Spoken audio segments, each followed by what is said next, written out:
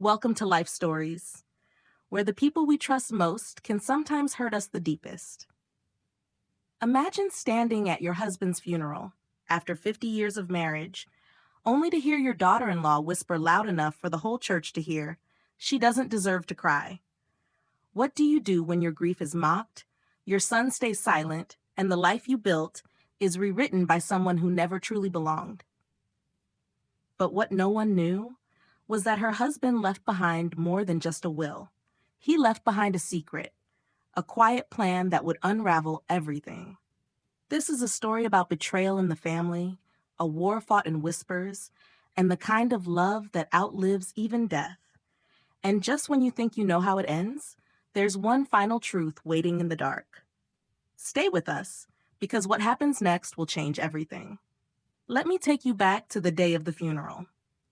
The scent of lilies filled the air, cloying and too sweet, as if nature itself was trying too hard to be kind.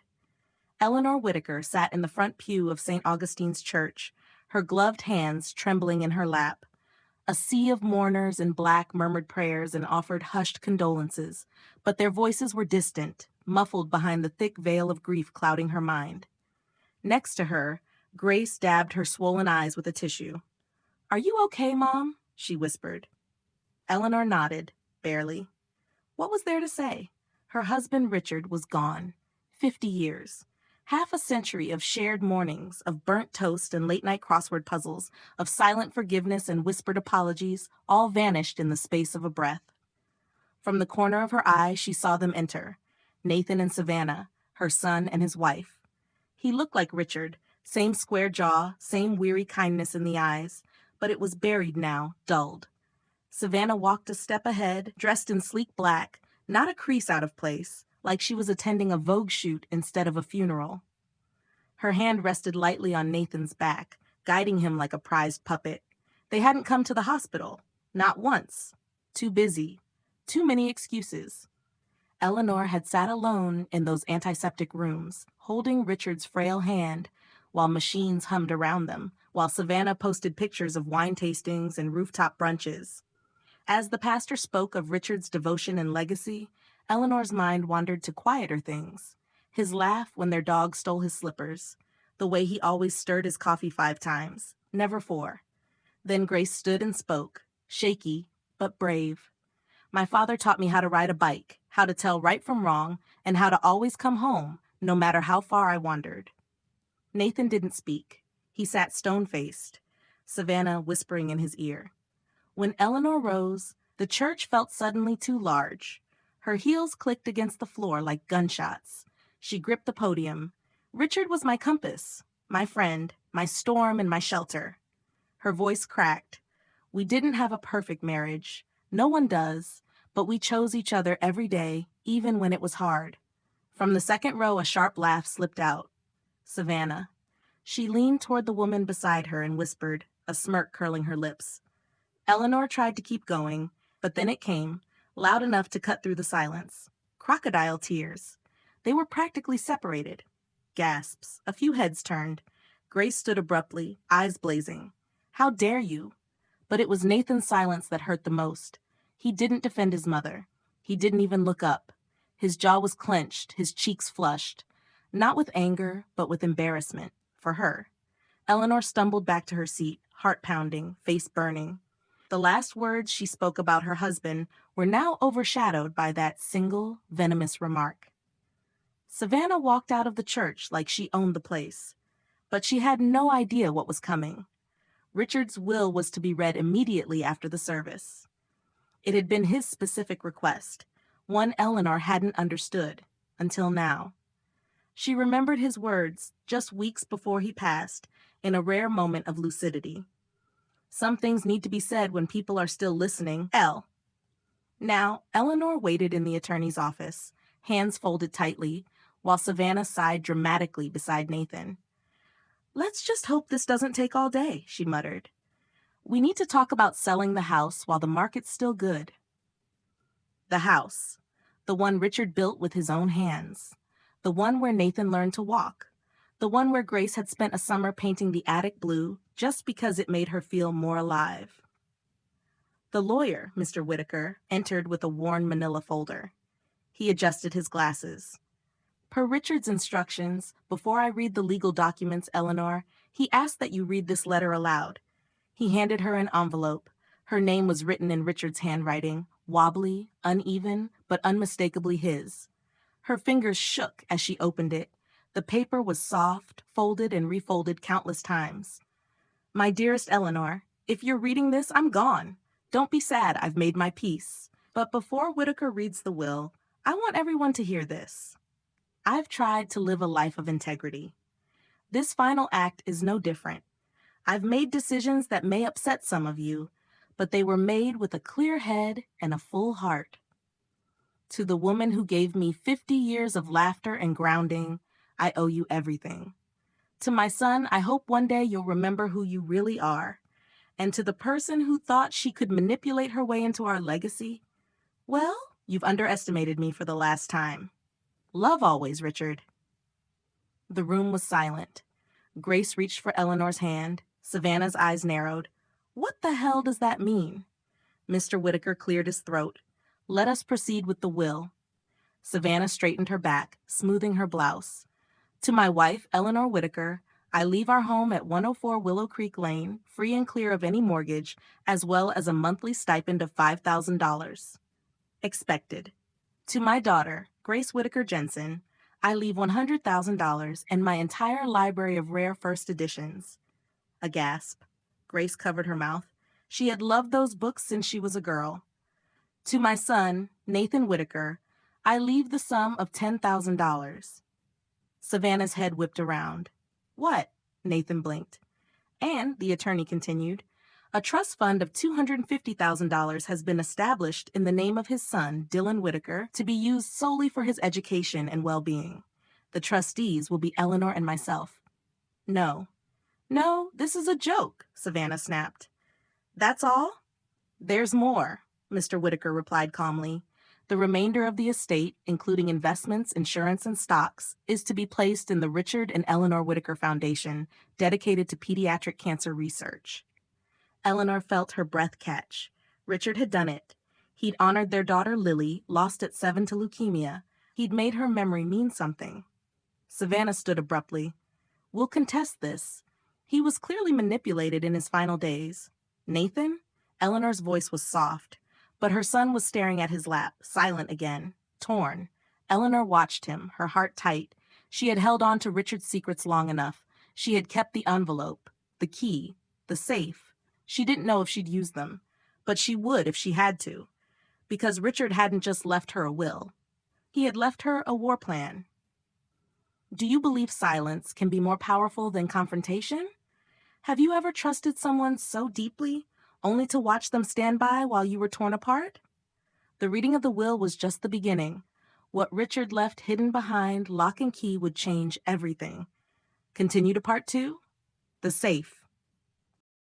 The storm rolled in that night, slow and brooding, as if the sky itself needed time to mourn. Eleanor stood at the kitchen window, a mug of untouched tea in her hand, watching the wind rattle the branches of the willow tree Richard had planted the year Grace was born. Lightning forked in the distance. Rain followed, soft at first, then relentless. On the counter beside her sat a small brass key and a folded note in Richard's handwriting. For when you're ready. R. She hadn't been. Not when he gave it to her. Not when he died. Not at the funeral. And not during the reading of the will, when Savannah's face twisted from smugness to fury in the span of a breath. But something inside Eleanor shifted that day. Something slow and solid, like tectonic plates moving beneath the surface. She dried her hands, reached for the key, and climbed the stairs to the master bedroom. Behind Richard's suits in the closet was a safe she had never touched. He had kept their documents, tax files, the usual things. She never thought much of it. Richard had always handled the details. That was their rhythm. The key turned with a satisfying click. Inside was a manila envelope. On the front, in his familiar slanted script, Eleanor, this is everything. Her heart beat hard against her ribs as she brought the envelope downstairs and opened it at the dining room table, the same one where they had hosted Thanksgiving dinners and celebrated birthdays. where Savannah once laughed too loudly over cheap wine, pretending to fit in. Inside were bank statements, transaction histories, screenshots, evidence. Eleanor's fingers moved quickly, scanning through a financial autopsy of her son's marriage. Large withdrawals from Nathan's accounts transferred into accounts in Savannah's name. Lavish purchases. A letter from a divorce attorney, dated 3 months before Richard passed, outlining preliminary arrangements should Savannah secure inheritance expectations. Savannah to her friend, "Once he's gone, I'm cashing out. Old man's just holding on by spite at this point." Savannah, "I told Nathan we should sell the house immediately. He's such a sap, still thinks his mom deserves to keep it." And then, worst of all, "Honestly, I hope the cancer does its thing soon. This waiting game is exhausting." Eleanor pressed a hand to her mouth, bile rising. She wanted to scream, to cry, to hurl the entire file across the room. But she didn't. She sat still, very still. The truth wasn't just cruel, it was calculated. And it made everything harder, because now she had to decide whether to tell Nathan, whether to destroy what remained of her son's illusions, or protect him from a truth too heavy to carry. The knock came just before midnight. Eleanor opened the door to find Nathan, soaked and shivering in the rain, a duffel bag slung over his shoulder. His eyes were hollow. "She said I have to choose," he said, "her or you." Eleanor stepped aside, heart thudding. Nathan dropped the bag by the door and sat heavily on the couch. "She said, I've been brainwashed, that Dad's will was manipulation, that you've always resented her." "What do you think?" Eleanor asked quietly. "I don't know," he whispered. "She's angry, scared, but when she said Dad was just an obstacle, something broke." He rubbed his face. "I'm tired, Mom. I don't know who I am anymore." Eleanor sat beside him, gently placing a hand on his. She looked into her son's face, the same face she had kissed goodnight 1,000 times, the same face that cried when his sister Lily died, the same face that slowly faded behind Savannah's shadow. "There's something your father left you," she said, rising. She returned with the file, hesitated, then laid it on the coffee table. "He wanted you to see this if the time ever came."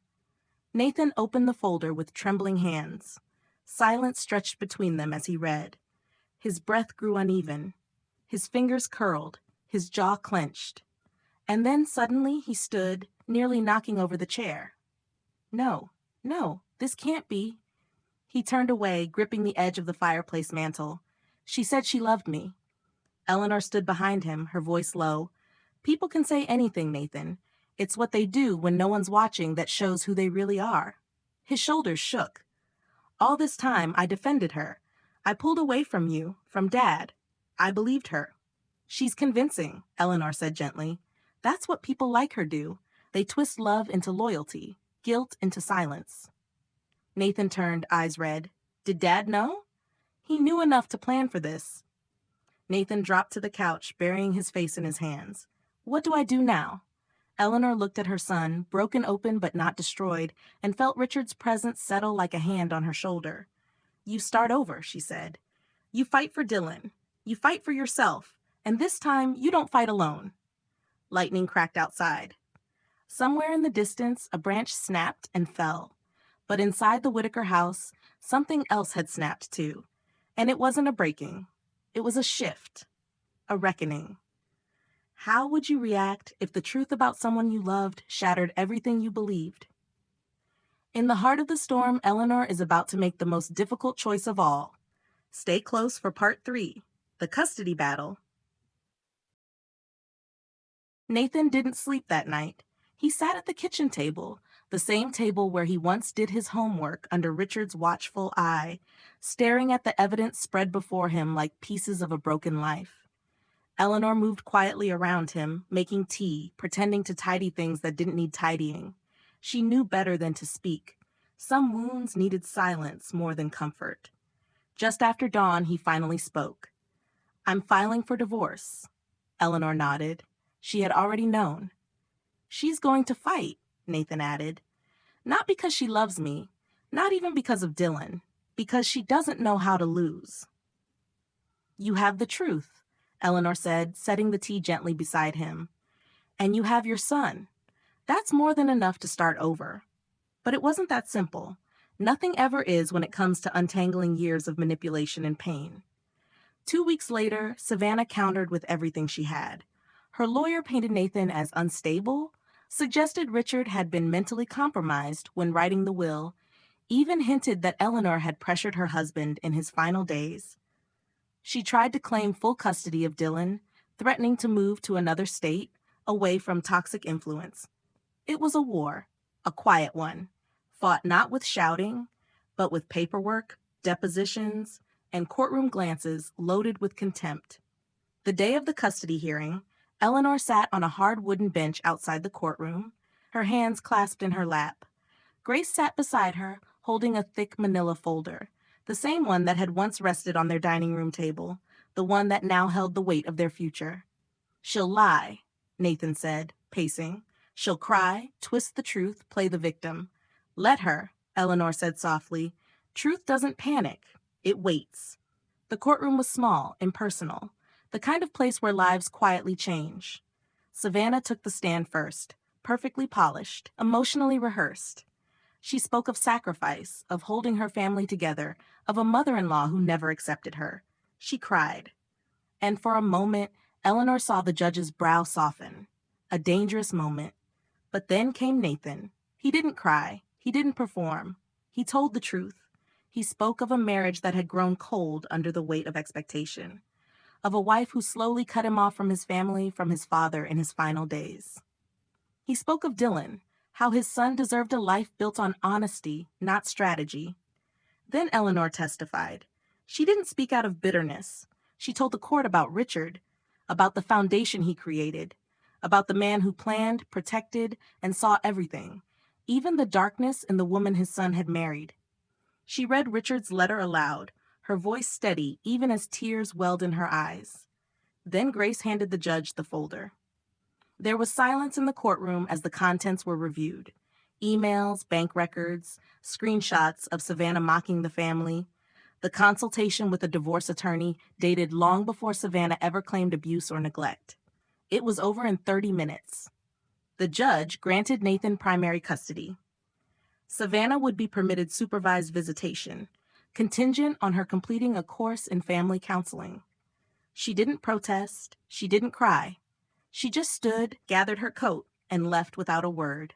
Months passed. The leaves turned gold and then fell away. Nathan moved into a small house 3 blocks from Eleanor's. Grace came by more often. Dylan grew taller, laughed louder. The wounds hadn't disappeared, but they were healing, honestly, slowly, together. One afternoon, as sunlight slanted through the windows, Eleanor heard Dylan's laugh from the backyard. She stepped out onto the porch to find him chasing butterflies across the grass, barefoot and free. Nathan was grilling. Grace was setting the table, and for a moment she saw Richard. Not in a vision, not in the sky, but in them. In the way Dylan's eyes sparkled, in the way Nathan held the tongs with that same steady hand Richard once used, in the quiet joy of a family remade. Later that evening, Nathan found an old leather notebook while unpacking boxes in the garage. "I think it was Dad's," he said. They sat at the table once more, this time not with evidence of betrayal, but a legacy of love. "I've been thinking about legacy," Richard had written. "Not just what we leave, but who we leave behind, and whether they're strong enough to carry forward what we believed in." Page after page held his thoughts during his final months. His fears, his fierce love for Eleanor, his heartbreak over Nathan's silence, his hope that someday they'd find their way back. Then, near the end, "If you're reading this, Eleanor, then I'm gone. But if you're reading it with Nathan sitting beside you, then I was right to believe in both of you." Eleanor pressed the journal to her chest. Not because she needed to feel close to him, but because she already was. Later that night, she tucked Dylan into bed in the guest room. He looked up at her sleepily. "Grandma," he murmured, "do you think Grandpa knew how much we miss him?" She smiled softly, brushing a strand of hair from his forehead. "Yes, sweetheart," she whispered. "I think he planned for it." She turned off the light, closed the door, and stood in the quiet hallway. Grief had not left her. It had simply changed shape. Now it came with purpose, with memory, and with a peace she hadn't known was possible. What part of this story touched your heart the most? If you love this story, comment 100 below. Tell us, what country are you watching from? Share this video with someone who believes in second chances. Thank you for watching Life Stories.